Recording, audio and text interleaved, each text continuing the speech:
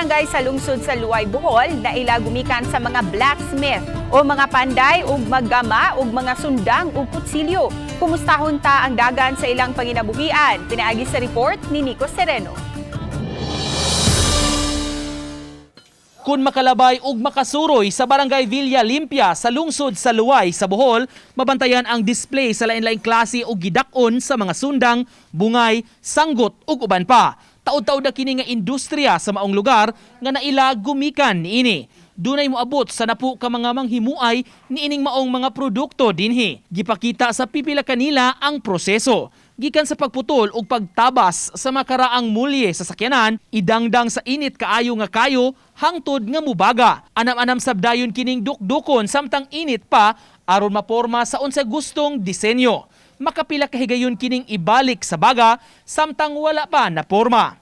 Ang presyo medyo kuaning taas o gamay. Gumikan sa pagbagyo bitaw. Ang ngani ang manakubay ngani.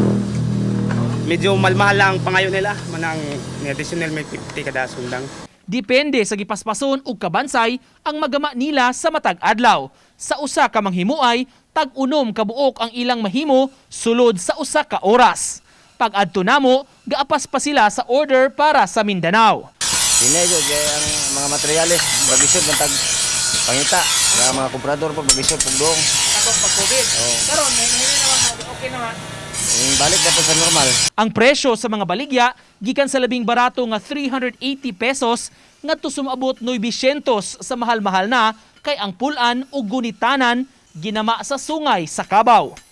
Ang naabta namong namalit ni adto higayuna, kontento sab sa produkto kay kalidad kaayo kini.